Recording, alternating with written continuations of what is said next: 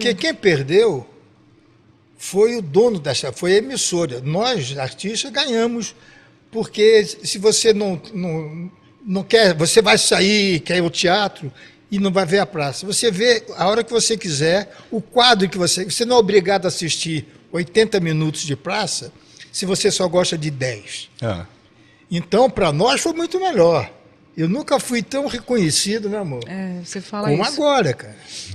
É impressionante. De todas as idades, que isso é legal na internet, né? Não só da TV, que você tem aquele público fechado, né? Não, mudou muito, né? Porque é interessante, eu tenho uma filha de 18 anos, né? Quando eu começo a conversar com ela sobre televisão, você vê que assim, ela não assiste a TV, ela assiste a TV na internet. Né? E é isso que você falou, pedacinhos.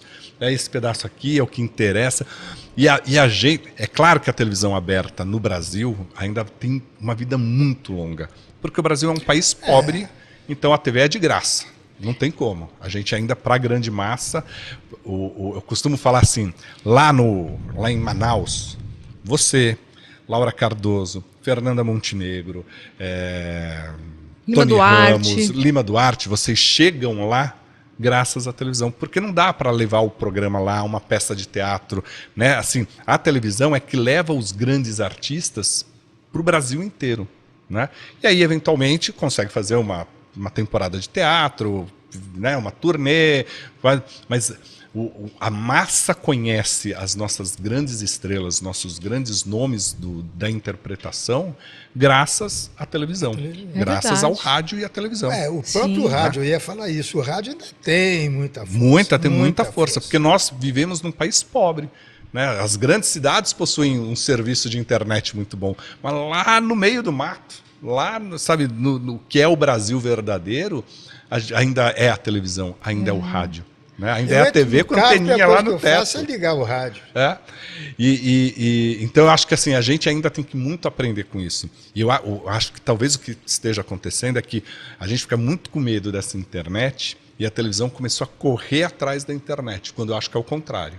O digital ainda tem que olhar mais para a televisão do que a televisão para o digital. Ao mesmo tempo que a gente acerta muito, eu acho que a televisão está um pouquinho assustada com essa novidade, que é a possibilidade de você escolher o que você assistir na hora que você quer assistir. Acho que a TV ficou muito preocupada com isso. E aí o que eu vejo é que às vezes a gente fala assim, isso aqui funciona na internet, está todo mundo falando de tal notícia na internet. Você pegar essa notícia na internet e jogar para a televisão, ela não funciona. A Globo já tentou várias vezes pegar vários influenciadores e colocar, vai puxar... Não dá certo. Mas quando você pega a pessoa da televisão e joga na internet, aí puxa. Né? Porque a TV ainda a televisão aberta é a massa ainda. É o nosso grande palco. Né? Você trabalhou muitos anos na Globo, né? Eu trabalhei 6 anos. 6 anos. E mesmo antes de sair o streaming em outras emissoras, a Globo já tinha essa visão. A Globo está sempre à frente, né, amor, de outras emissoras, né? Eles são profissionais. Né? Eu acho que era enxergar isso, porque já vinha um desenho de que o mercado publicitário é o mesmo. Quando você começa a abrir mais, essa verba vai se diluir por uma quantidade maior. Né? E eu acho que tem um negócio, assim, hoje a gente está aqui num podcast, né? Que, se a gente for pensar, é a nossa origem lá no rádio, né? Porque é o bate-papo, né? E o podcast hoje, ele permitiu, ele bate num canto que é o próprio rádio. Porque às vezes eu falo assim, putz, eu perdi um programa de entrevista, né? Vou citar o Bial, por exemplo. Perdi o Bial, putz, de madrugada não assisti. Mas de manhã, quando eu estou indo para o trabalho, eu posso ligar ali, botar no carro e ouvir. Né? Então, também a gente hoje tem muita oferta, muita opção, né? E aí, tanto o rádio quanto a TV precisa se enxergar e ver onde colocar, onde buscar essas ferramentas. A televisão antiga é muito melhor do que a atual. Muito melhor. Era muito mais criativa, né? Era muito mais dinâmica. Mais diversidade, tinha mais coisas. Tinha mais competição. Hoje só tem a Globo. E a Globo está... Deus que me perdoe que eu vou falar, mas ela está antipática. quando mandaram todos aqueles grandes nomes que fizeram a Globo, aquilo abalou. Sim. Né? Essas demissões, o público sente, porque o público gosta da gente, não da emissora. Eu acho que... Você entende? Eles gostam do Carlos Alberto. O SBT também gosta do Silvio Santos, nem se fala. Sim. Mas né, o público... O brasileiro, eu acho que assim, o europeu tem um negócio que tanto faz quem está apresentando o jornal na segunda, na terça, na quarta, você pode mudar o âncora. O europeu, eu vou assistir o jornal tal. Né? Aqui a gente assiste o jornal ou porque é do Carlos Nascimento, ou porque é do William Bonner. A gente cria essa afetividade. Um vínculo, né? A gente cria o vínculo. É coisa do brasileiro. O brasileiro tem essa ligação com o artista. Muitas vezes você não assiste... né? Você olha e fala, nossa, mas tal programa mudou de apresentador. Ficou tão estranho. A gente tem disso, até de novela. Você fala, pô, eu vou assistir essa novela porque tá o Tony Ramos. Né? A gente tem esse vínculo, né? A gente tem você compara dá um exemplo, Ana Maria Braga, né? A Globo trata hoje o Mais Você ou o Encontro como programas de jornalismo. A Ana Maria vai tirar férias, não tem mais aquela de adiantar os programas, gravar para deixar férias. Bota alguém no lugar. Bota alguém no lugar, né? Era poeta. Né? A relação do telespectador é outra. Né? É isso, a relação do público é outra. Substituir é muito difícil. É muito difícil. Muito difícil. É muito difícil, porque nós somos ligados ao artista. A gente tem isso. Eu vejo também. A gente estava conversando hoje lá em casa sobre isso, né? Da praça. A praça sem aqueles. Sem o Carlos Alberto estar sentado lá, é uma. Comigo é outra. É outra. O público não iria aceitar, eu vivo pelo menos, alguém sentar naquele banco. Porque eles gostam. Meu pai era assim, é que você não conhecia meu pai. A pessoa ia ver a praça para ver meu pai. Uhum. Ele tinha uma simpatia, ele tinha assim, um carisma muito grande. E hoje em dia eu não sinto mais aquele tesão do artista que a gente tinha antigamente. A Record ficava 2, 3, 4 meses sem pagar na fase dos incêndios. Nunca chegamos 1 minuto atrasado. Nunca. Faz isso hoje. Mas essa é uma outra geração, né? É uma outra geração. Garra, sabe? Aquele lutar pelo lugar. Carlos Alberto, você sabe que semana passada, no Histórias da TV, lá no Faustão na Band, a gente botou um trechinho da Hebe. Né? Porque eu fui contando o Fausto, o mote do primeiro episódio era assim: por que a televisão brasileira é tão diferente? Porque a televisão brasileira começou do ao vivo, do improviso, porque a gente não tinha dinheiro nem para... Primeiro que não existia o VT, mas quando veio o videotape, as TVs não tinham dinheiro para comprar fita, né? Então continua fazendo ao vivo ali, porque não tem, né? Era caro. Era caro. A Record vendeu muita coisa na época, ali, finalzinho dos anos 60, início dos anos 70, que apertou a situação. Os incêndios, né? Vendeu, e o que sobrou de fita vendia para a Globo, tanto que tem imagem que é da Record que está no acervo da Globo ali, né? Porque era uma forma de conseguir um dinheiro para tocar, fazer a finança da emissora. Mas a gente aprendeu a fazer ao vivo. E aí eu fui falando desses apresentadores, dos grandes apresentadores que faziam ao vivo a televisão. Né? E aí eu citei a Hebe, né? E quando a gente falou lá, eu falei, pô, Fausto, que saudade da Hebe e tal. E eu lembro uma vez que eu cheguei para a Hebe e falei para a Hebe, a Hebe já estava na Rede TV e já estava doente, né?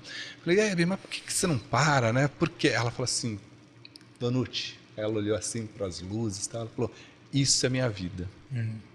Né? Não dá para parar. Não dá para parar. Então, assim, é um pessoal óbvio que a Hebe ganhou dinheiro, se transformou na maior apresentadora da televisão, óbvio que você ganhou dinheiro, hoje é a referência no humor brasileiro, mas ali o dinheiro é a consequência. O dinheiro é a consequência, eu bater nas coisas. Dinheiro é a consequência, né? Porque o que vale, o Tony Ramos é assim, me disse isso para o livro. Ele falou, Donute, isso é o meu ofício, é o meu trabalho, eu não sei fazer outra coisa. Este é o meu trabalho, sangue, eu ganho, meu ganha-pão, é isso. Se você não tiver essa garra, você não é artista. dia Mas desse... posso falar, amor? Claro. Isso não, só para te cortar, isso é em qualquer profissão. Não precisa ser só ser artista. Eu acho que o dinheiro é consequência do seu trabalho. Quando a pessoa tem um amor, você vai, que nem eu na minha profissão, eu vou atender ali, eu não quero saber se a pessoa vai me pagar agora. Eu vou atender, né? Eu vou salvar, eu vou ajudar, eu vou fazer aquilo que eu sei. E o dinheiro vai vir depois, é consequência. Então, eu acho que essa geração nova, independente da profissão, seja de vocês ou seja a minha, ela está vendo muito dinheiro na frente, porque é aquela coisa de inversão de valores. As pessoas estão ganhando dinheiro muito fácil. Então, eu vou, mas quanto vai me pagar? Né? E as pessoas mais Quando que eu vou ser promovido? Quando que eu vou ser promovido? Aí eu vou fazer só isso aqui, porque só me pagam assim, só me pagam isso. Vou fazer... a minha esposa é da área bancária, né? E aí ela fala assim, Zé, o povo chega ali, ela falou assim, com currículos maravilhosos, assim, fizeram... as melhores faculdades aqui no Brasil, pós-graduação, estudaram na Europa, nos Estados Unidos, falam 5, 6 idiomas. O cara começa e fala assim, quando que eu vou ser promovido? Eu estou saindo aqui porque eu já queria ser diretor. Calma, meu, você começou aqui, tem que aprender. E era muito disso, né? Assim, para a gente escrever, eu comecei na Jovem Pan como rádio escuta. Rádio escuta? Rádio escuta. Que é Rádio isso? escuta. Eu acho que já nem existe mais. Não, já nem existe mais essa função. Mais. Literalmente era escutar as rádios, né? Os concorrentes, era saber o que estava acontecendo, né? Então a gente estava transmitindo o jogo do Corinthians e Palmeiras, você ia ouvir o jogo que a Bandeirantes transmitia, São Paulo e Santos, para você saber o placar, para avisar aqui, era isso. Você ouvia, eu chegava lá, eu tinha que assistir todos os telejornais. E meu grande mestre foi Fernando Vieira de Mello, né? Você conheceu, né? Conheci, trabalhei com ele. Grande e o Fernando Vieira de Mello, Renato, ele chegava, ele falava, ele entrava assim na rádio escuta, desligava todos os equipamentos. E aí você ficava bravo, ele falava assim, vai lá, põe agora, você tem 3 minutos para voltar a trabalhar. E você ia lá, ligava rapidinho, botava a fita. Porque era isso. Porque e se acaba a luz? E param os equipamentos, você tem que se virar. Né? E a gente aprendia, e o Fernando tinha umas coisas geniais. Né? Eu trabalhava à noite, era rádio escuta. Rádio escuta é o estagiário, é o início. Né? E aí teve um assalto nos Jardins. Era eu e um outro estagiário. Teve um assalto e a pessoa ligou. Naquela época que estava tendo muito arrastão. Né? Imagina, era tudo lista telefônica. Né? E aí a pessoa ligou e falou, olha, o prédio aqui da frente está sendo assaltado. Né? Aí a gente falou, corre lá, era um programa gravado, a gente tirou o programa, 2 estagiários decidindo a rádio. Né? A gente botou o cara contando, narrando o que ele estava vendo, enquanto um entrevistava o outro, ia lá, pegava pela lista telefônica, os telefones de quem morava no prédio que estava vítima de arrastão.